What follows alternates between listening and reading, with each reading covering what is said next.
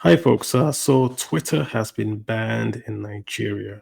Let's talk about the economics of it. Join me.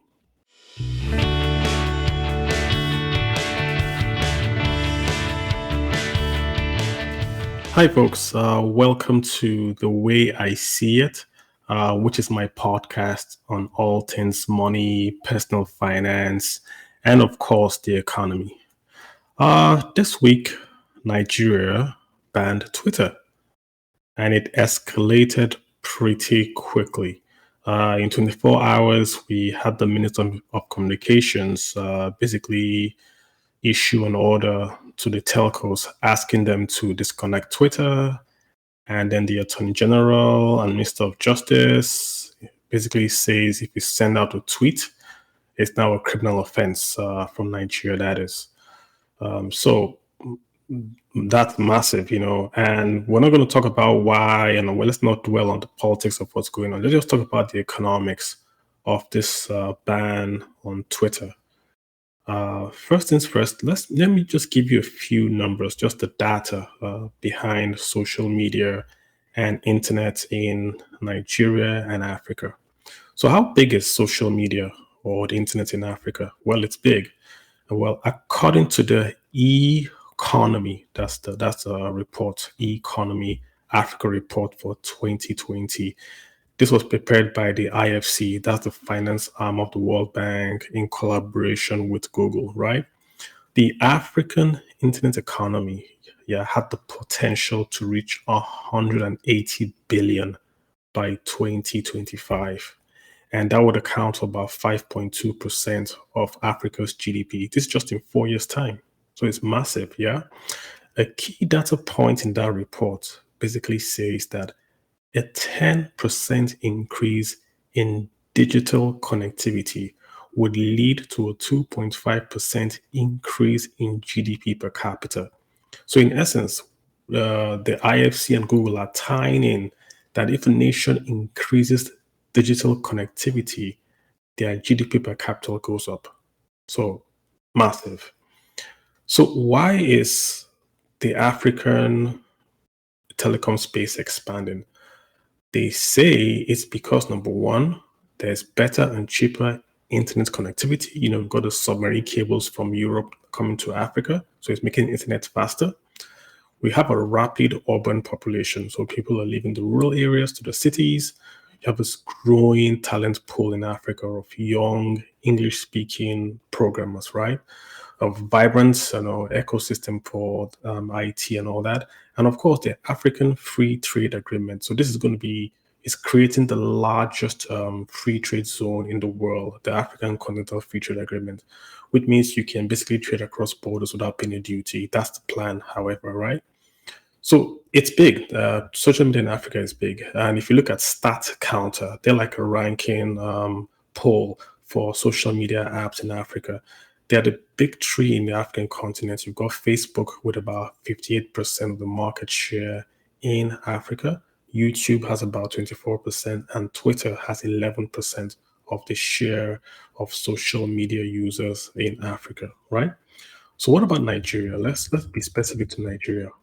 The same thing, Nigeria really is an internet giant, if we could say that.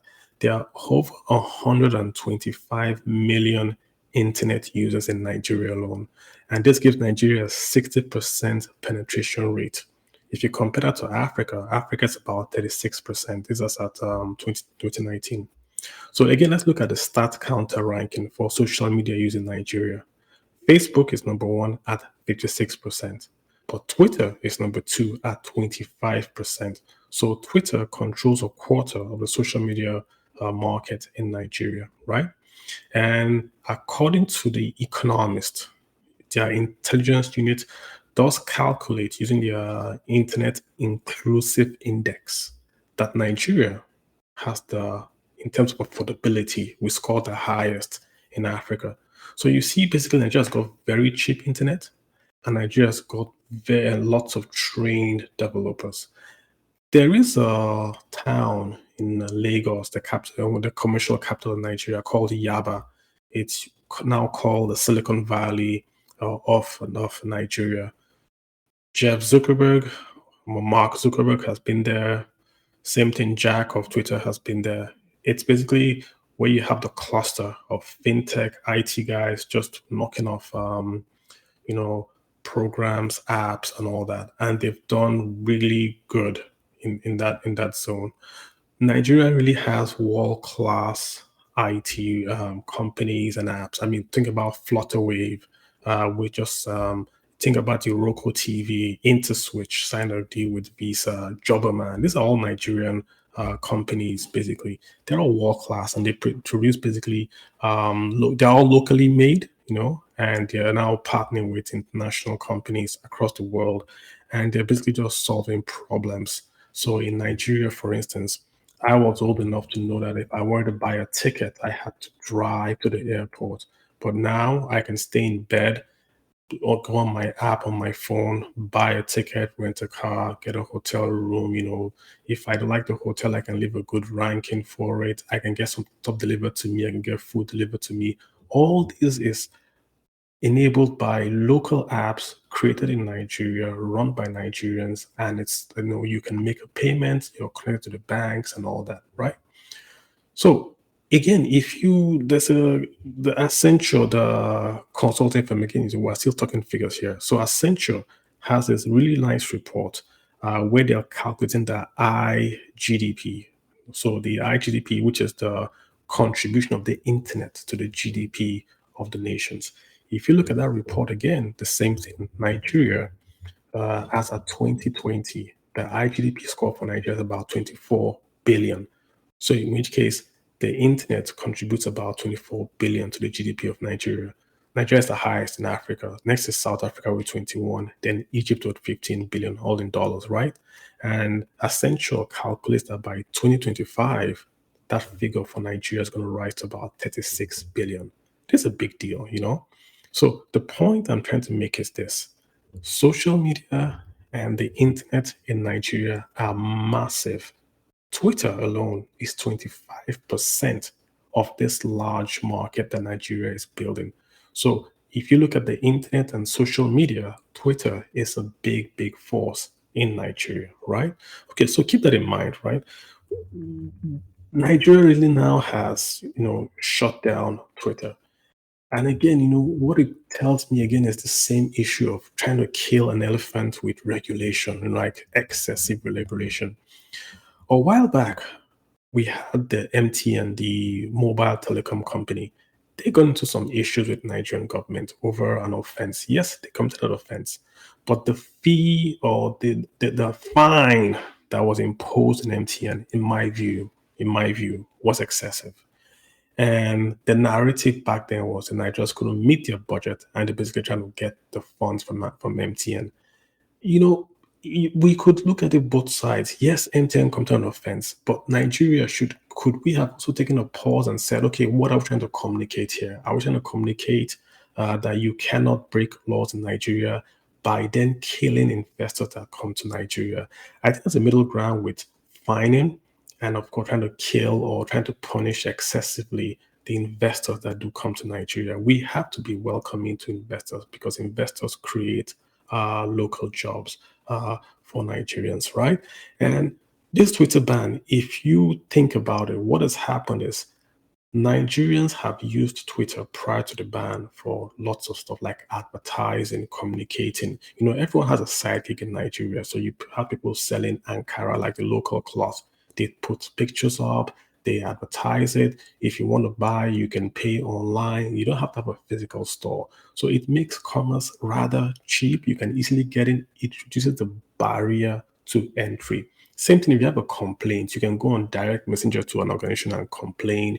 You can praise a company. So it's become a part of Nigerian commerce. Or do you have a Twitter account? I'm going to DM you. Oh, please retweet this. Every company in Nigeria has a social media budget. You have a social media manager. So it's part and parcel now of Nigerians. For it to go away and go away so suddenly in such a swift manner, it's going to shock the commerce sector in Nigeria because now everyone has to rejig. Oh, We can no longer depend on social media. What do we do? Do we go to Facebook? What do we do? Do we now go back to billboards? We have started to write emails. So that uncertainty is the problem. The market doesn't like uncertainty, and that is my problem with the Twitter ban. Like I said, I don't want to go into the reason why Twitter was banned or the reason why Twitter was not banned. But let me ask the question: if Shell had the largest, partner in the JV that Nigeria has, selling crude oil and gas, if Shell Petroleum, let's assume, bad example, but I'm going to use it. Let's assume Shell MD was very rude to the Nigerian president. Would the Nigerian government ask Shell to leave Nigeria? Would they? I don't think they would, because Shell or crude oil contributes a lot of dollars to the Nigerian budget. So Nigerians would pause and say, even though Shell is being quote unquote naughty, we don't need the currency. So we're going to look for a way to punish Shell without punishing the economy. This is the sort of thinking I expected with the Twitter ban. Right now, there's a narrative that is building that the Nigerian government per se, is very quick, to rubbish in quote contracts and foreigners coming. I mean, look at the Gokada, the Allride mobile companies that came in here to do delivery and all that. They were run out of town. Look at cryptocurrencies. The Central Bank of Nigeria, in quote, does not like cryptocurrencies. They've said the banks should not have them, more or less. That's more or less a ban. And so this is a narrative that is playing out. When satellite dishes first came off, the military didn't let banks use satellite communications. When the global system, the cellular phones came out, the same thing. The military refused to allow Nigerians have cell phones. Then cryptocurrency is out. We're not allowed to use cryptocurrencies. Now Twitter is out. Nigerians have embraced Twitter, built this big economy around social media, and now Twitter has been banned. So the narrative is now solidifying that this might not be a good place to do business. So who loses? Nigeria loses. What happens? The international companies in IT or whatever can go to Kenya, they can go to Ghana, they can go to Egypt and site their companies in those countries, and because of the African Continental Free Trade Zone, they can beam or they can do business to Nigeria without being in Nigeria. This is the problem. We are competing with other countries that have no ban.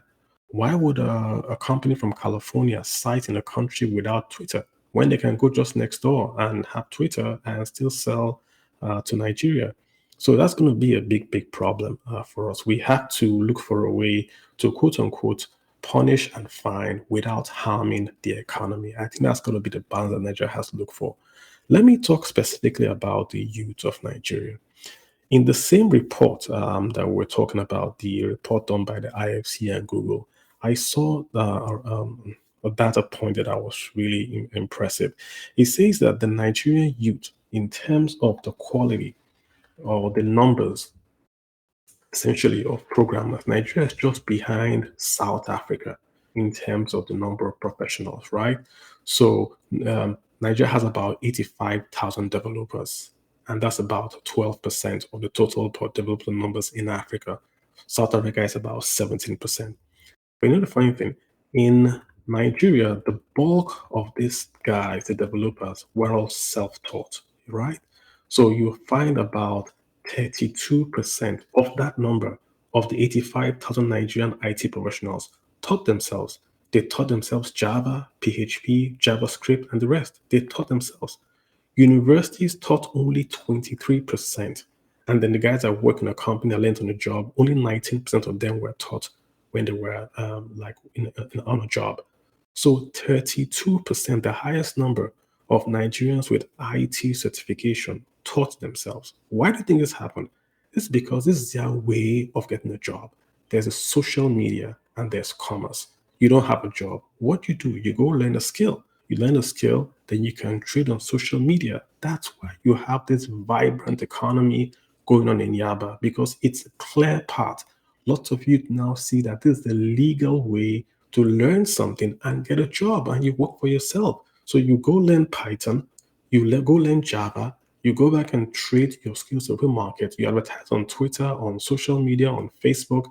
you get clients, they pay you, you have a job, you're your own boss, you do pretty well, you employ one or two people. So the service sector in Nigeria is growing and it's a big contributor to GDP. With this Twitter ban and the reverberation around that, that has really hit them in the gut because now they have to rejig, they have to spend more money, they have to then have their risk premium.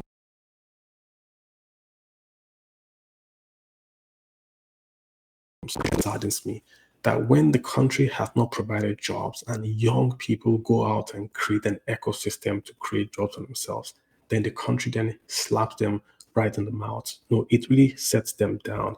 And they lose this hope. And then what's going to happen? They might leave or they might be like, well, what am I going to do? This is the problem for me, that we should find a way to deal with the issue with Twitter without harming our own citizens, these young people. Nigeria has a big unemployment problem. And here you have people, young people that are basically gone on to learn skills by themselves, paid funds to learn the skills by themselves. We should be helping and lifting them up and not letting them go down. So let me just end here. I think and I pray that this is sorted out as soon as possible. I think what is more important for Nigeria is our economy, our youth, and the prosperity of Nigerians. That is the number one issue that should basically determine what happens going forward. I'll leave you guys here. Keep following us. Twitter handle at Finplan Kalu Aja1. We're also on Facebook and all. Look us up, kaluaja.org. You guys take care, stay safe, and until we see you guys again, take care. Bye.